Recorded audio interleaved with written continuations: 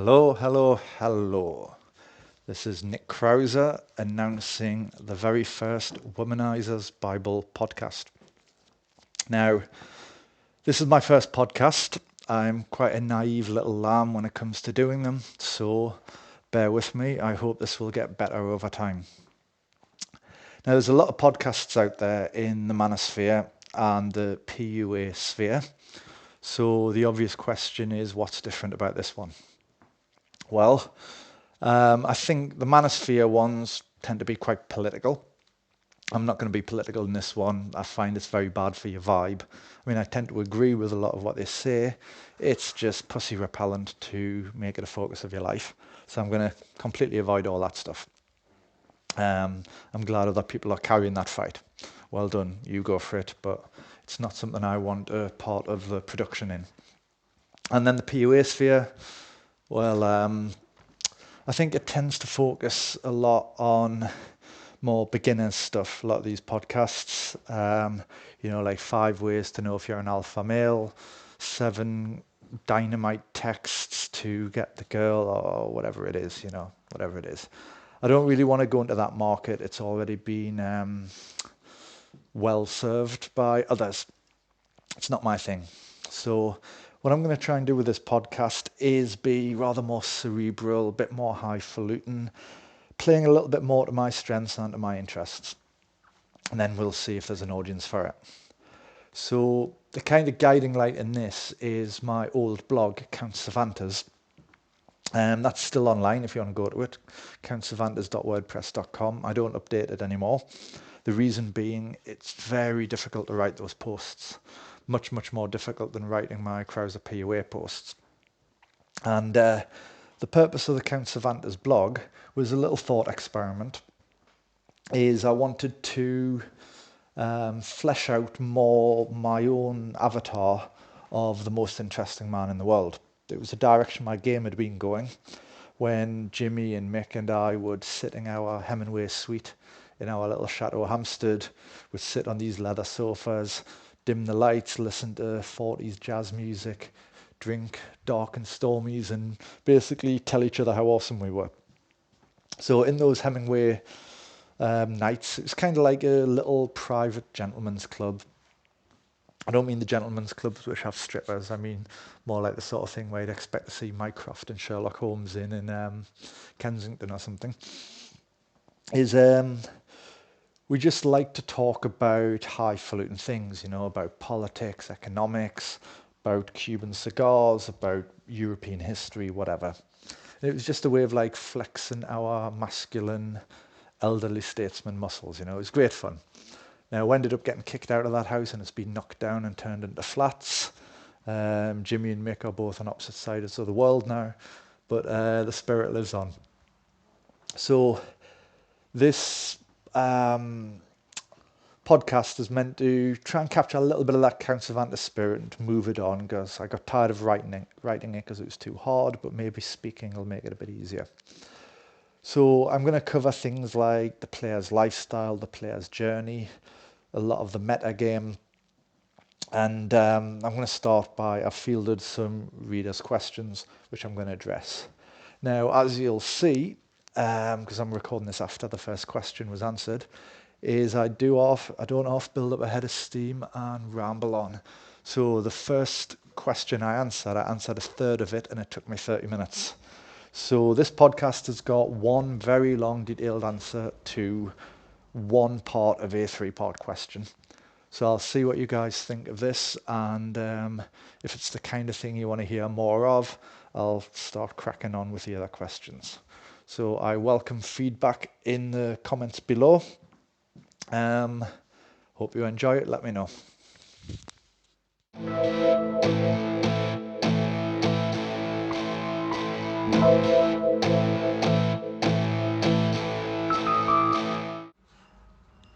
Let's go to a question from Beta to PUA.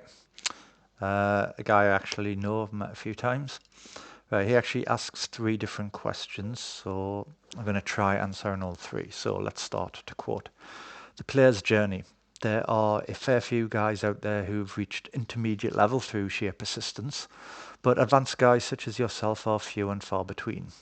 What was your journey from intermediate to advanced like? What did you have to do to go from just okay at game, i.e. sleeping with average girls, to being really good, sleeping with hot girls? Well, thanks for the compliment there, seeing I have a high level game. Thank you very much. I do agree with you. So let's first just talk about what are the levels. So we typically say you have beginner, intermediate, advanced. Now that is just putting an order onto a disorderly world, but I think it helps to think of this. Think of a beginner is a guy who's maybe less than 500 sets, maybe less than 1,000 sets if he's starting from quite a difficult place. And basically everything's new to him. He doesn't really have the model down yet, you know. He makes mistakes, he fucks up the stages, he forgets things, or he does things badly. He's just going out there trying to learn, right? Beginner's hell. So a beginner typically isn't getting laid at all. He'll go out onto the streets, maybe do 20 sets, get a lot of blowouts, maybe get a number or two. Some days he won't do any sets because of his approach anxiety. You know, he's like a little kid trying on his parents' clothes, you know, and he hasn't grown into them yet. So beginners characterized by not really getting any results, certainly not getting any real results in terms of layers, unless they are exceedingly lucky. So yeah, it's a necessary stage, but there it is. It's the least pleasant stage because the feedback's shit. You don't get much out of it, but it's also kind of exciting because you're very new to it. Now, the intermediate stage, which I think people will typically reach somewhere between 6 months and 2 years, depending on where they start and how much of an aptitude they have for game. The intermediate stage I define as banging one new girl every month of reasonable quality, but having to work very hard for it. So what does that mean? That means maybe the guy's going out 3 times a week, 4 times a week, maybe doing 10 to 20 sets a time. You know, he might be knocking out like 50 to maybe even 100 sets a week. He's really committed to it. He identifies himself as a day gamer. He's really sure that this is the path he wants.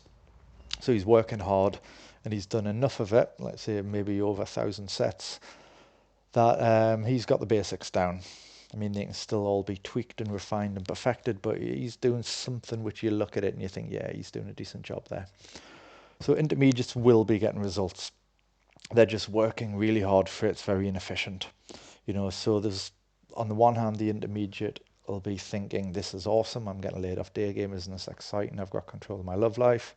And on the other hand, he's got this nagging sense that I hope this thing gets easier, you know, I hope that the payoff gets a bit higher relative to the amount of effort I'm putting in. So, you know, he's fucking girls that, you know, are no embarrassment, but it's not really what he got into day game for. So that's the intermediate guy. And then the advanced guy is, he's just basically gets the game, you know, he deeply understands it, he can deconstruct it, he can change the model on the fly, he knows what he's up to, and the results show that. So intermediate guy, I don't think you can really say it's like X number of layers per month, because I think as you get more advanced, you actually just work less, you know, you do less work. It's less of a big deal to you, you know, your ego is not as invested in getting the notches and the dates. So certainly with myself, I noticed that since the peak in 2011, I've actually done less sets each year, more or less. More or less. I don't know, 2012, I didn't do a lot. 2000, let's see, my numbers on my blog somewhere.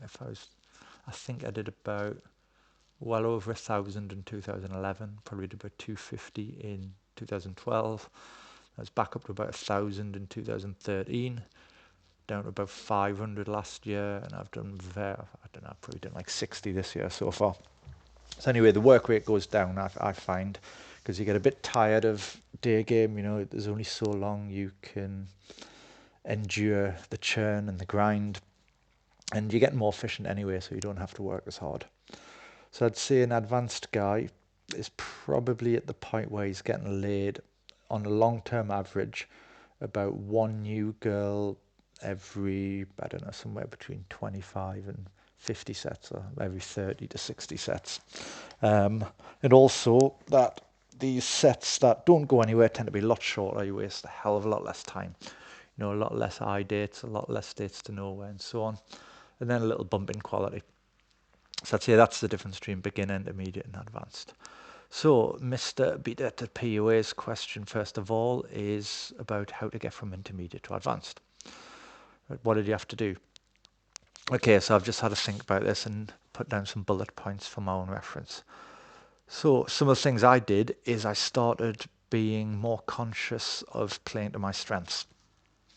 I'd done enough day game and got enough feedback where I could see what I was good at and what I wasn't good at. I'd made a big effort to get better at my weak points, but I was starting to realise that really I was pulling girls on my strengths rather than from reducing my weaknesses. Girls have to be attracted to something as much as they have to not recoil away from something. So playing to my strengths, what would that be? Well, obviously on the street I'm quite a talker. I'm quite fond of the sound of my own voice. So I was quite happy to just keep talking. For a long time, especially 2011, 2012, I got a bit carried away about the intermediate conception of investment. I got a little bit carried away by what some of the other guys were doing that I was trying to mimic, which is you basically go very quiet, encourage the girl to talk, you just like nod your head, make listening noises, skeptical parroting, vacuuming, and so on. Now, these are all legitimate techniques that work, but they don't suit my personality or my style. They don't play to my strengths, because shutting up and listening is most definitely not one of my strengths.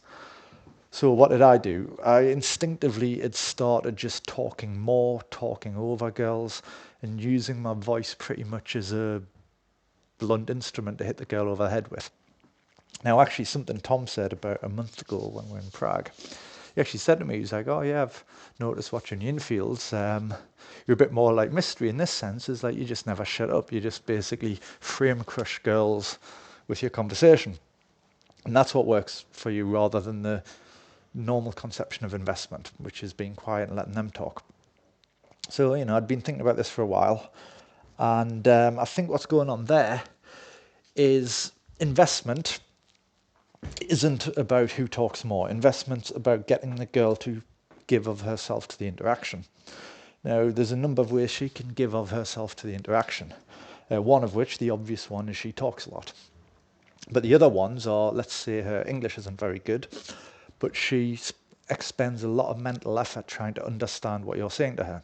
She's investing, right? She's engaging her brain and working hard to understand you. Another type of investment is, let's say she was in a hurry to go and catch a train, but she's giving you the time of day.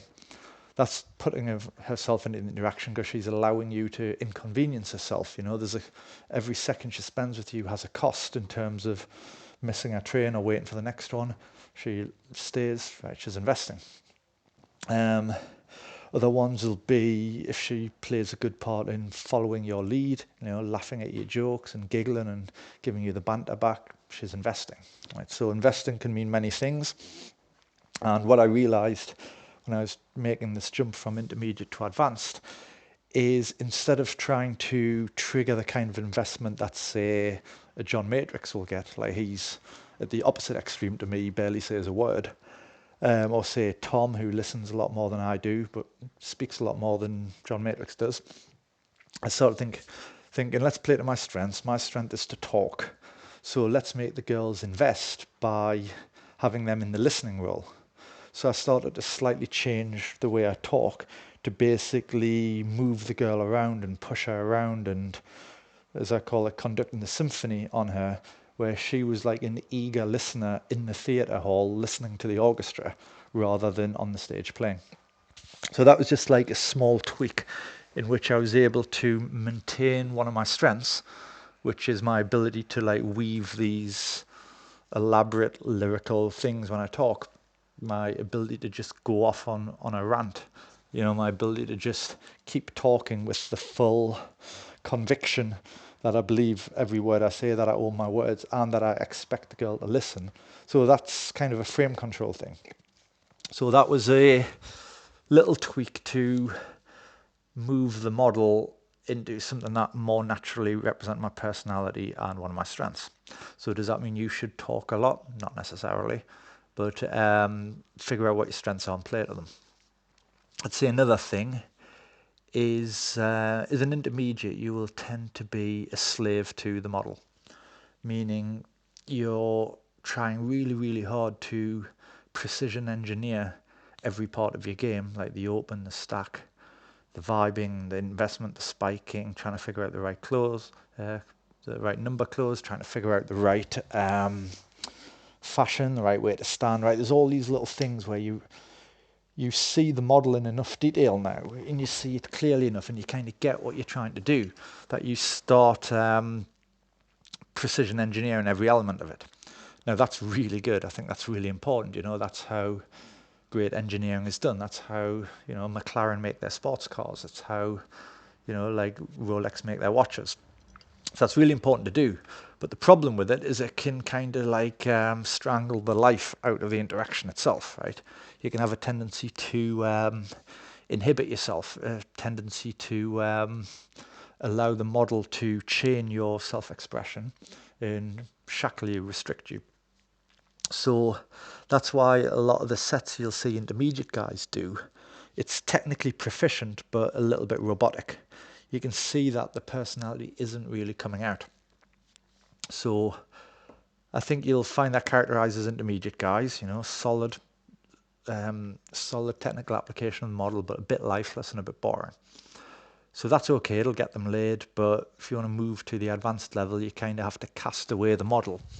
You have to cast away constantly having it in your head, and you have to start relying on your intuition a bit more. You have to just have the self-belief that the model is now drilled into your muscle memory and that your intuition is going to direct you in the technically correct way because it's now become second nature, right? That's no different to the trust you have in swinging a golf club or driving a car.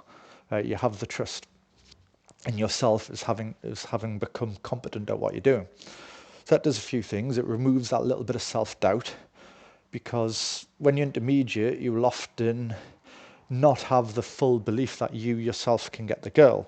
You feel it as you yourself plus the model which is getting the girl, right? The model is a bit of a crutch that you hang on to. Maybe you think, look, I'm not quite the charismatic, cool, daygame street seducer guy, like I'm just kind of shamming it by being technically proficient in the model. So there's that ever so slight leakage of confidence, conviction, self-belief, what have you. And the girl will pick up on that. Now, normally it's so subtle, doesn't really matter with the strong maybe girls, the yes girls, right? You're presenting so much value and confidence anyway that little inhibitor doesn't really matter.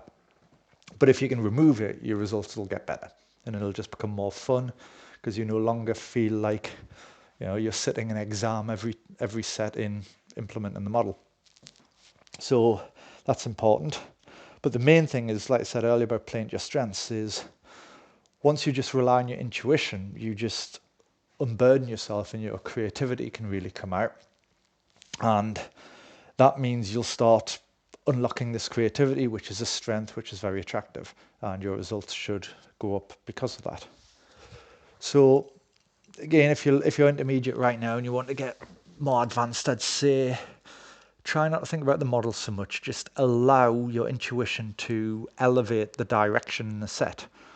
Like the way it happens to me is I'll just get these feelings, like I'll have a general feel for how strong the hook point is. I'll have a general feel for how up for it she is, for how dirty she is, for what the social situation is, for who's investing, who's trying, how fizzy is it. I just have these like general feelings, and then my intuition will direct me in set by just elevating a word or two, like turn off or turn on or spike her up a bit or cool it down.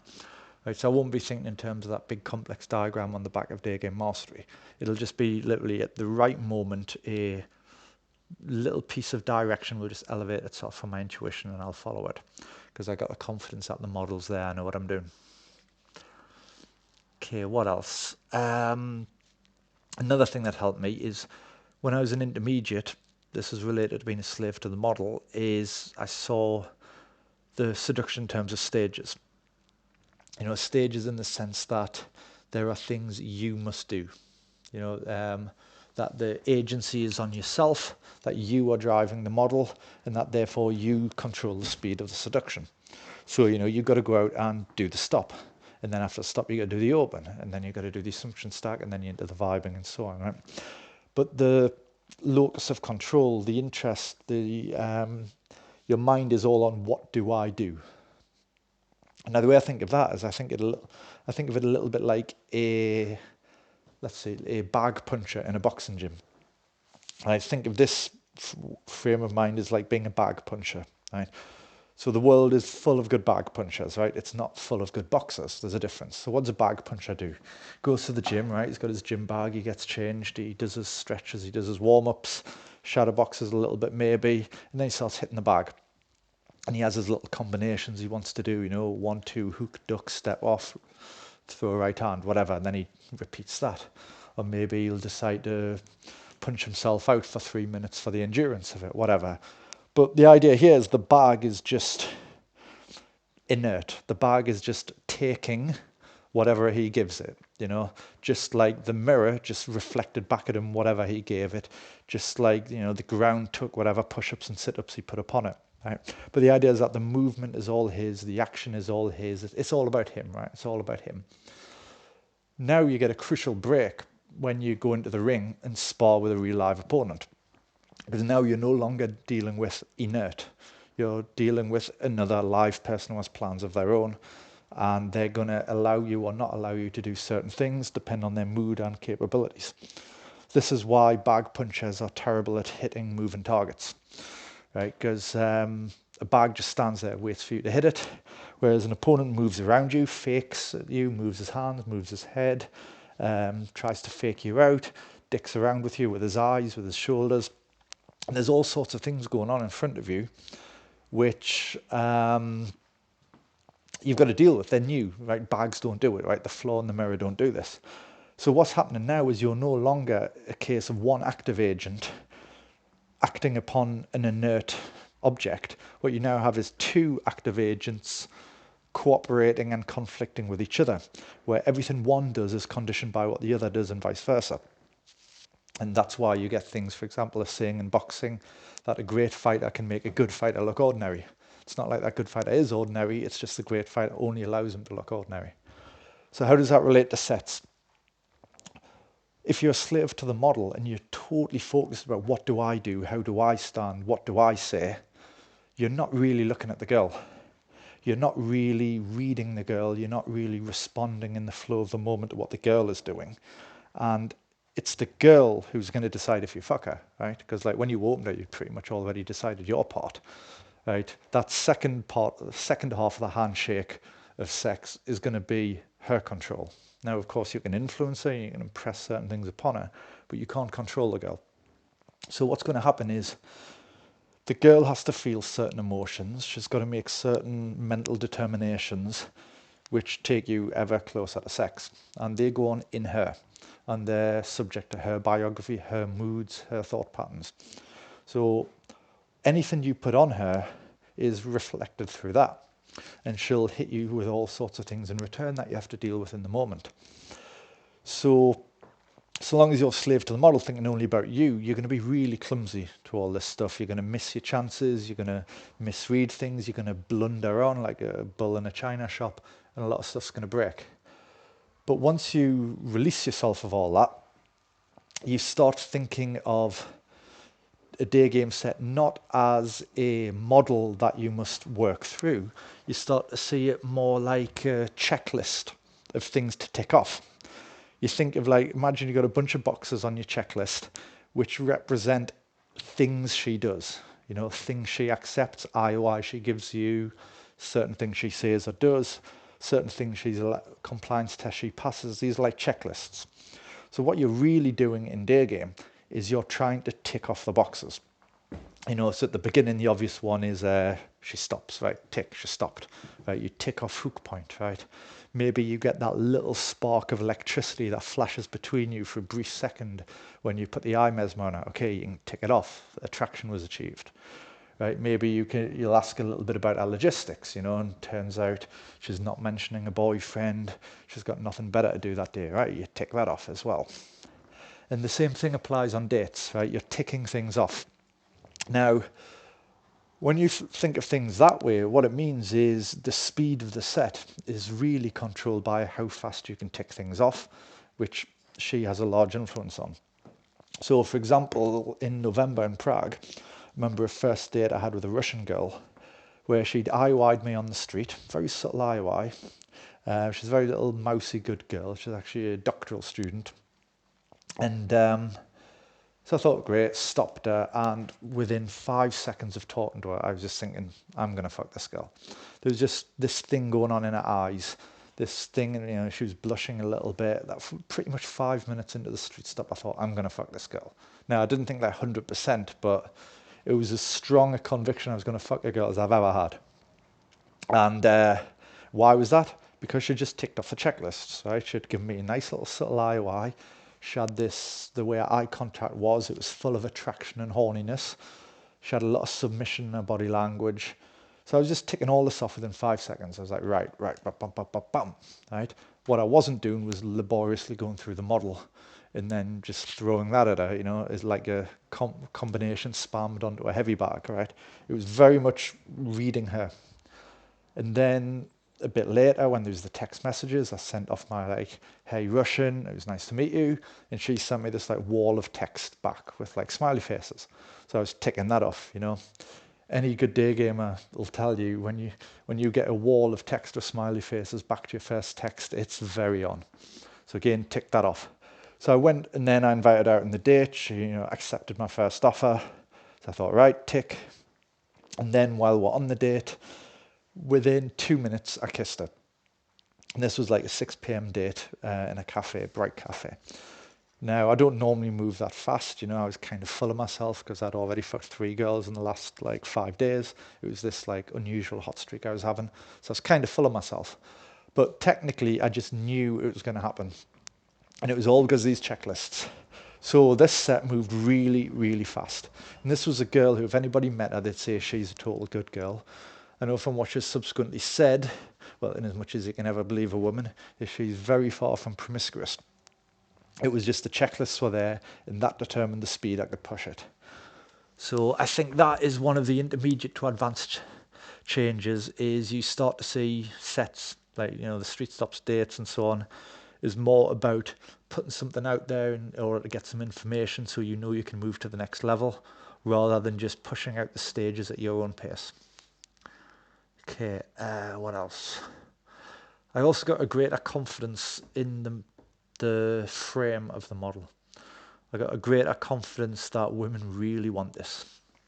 There's a lot of bored women out there. You know, there's the best thing you can ever encounter in day game is a woman who is bored and horny. That is like the holy grail. You know, women get bored easily. They can't cope with boredom, and they don't know how to entertain themselves. So that's why women are so prone to escapism. That's why they like their romance novels, their 50 Shades, and it's why they do all these like stupid, retarded things. They really love the idea of being swept off their feet. They really love the idea of being picked up. They like the idea of being beaten into submission by charisma and sexiness, you know, of surrendering to it. And that's what you're given. You're the service provider in adventure sex.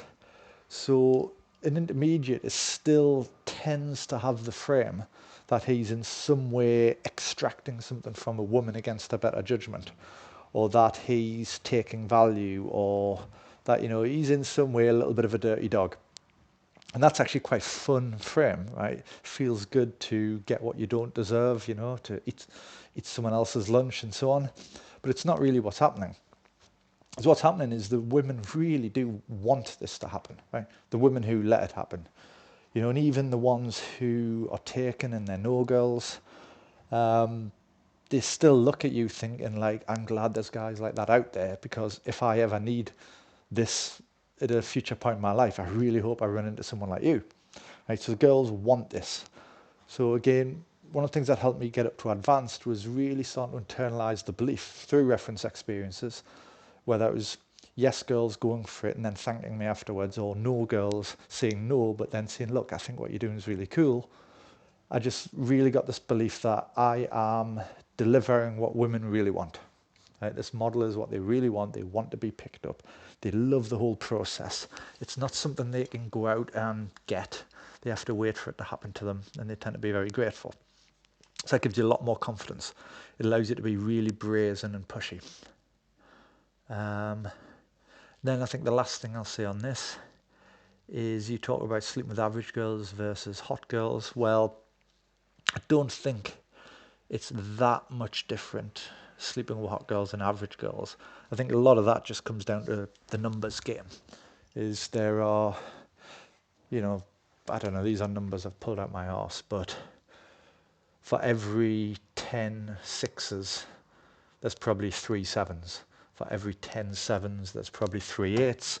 For every 10 eights, there's probably 3 nines, right? So whatever the numbers are for you getting laid, it's just like playing poker, right? There's only so many aces in the deck compared to picture cards. There's only so many picture cards compared to number cards, right?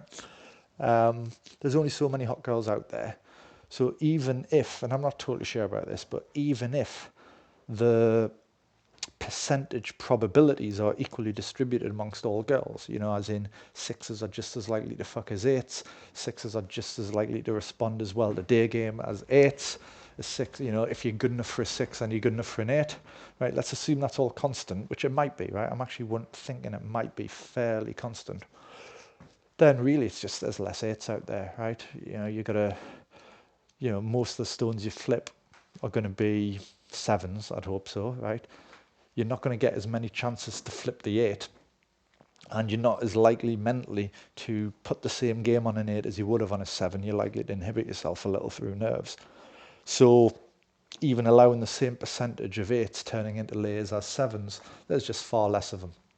And I think this is roughly equivalent in my results as well, is I don't think I fuck a greater percentage of 7s than 8s off opens. I think it's just I open more 7s because there's a hell of a lot more of them out there. So in that sense, I think it's a little bit of a null question. Is sleeping with average girls is more a function of their availability in your area and about things going on in your own mind about who you open and who you feel confident escalating. I don't think the girls themselves are that different.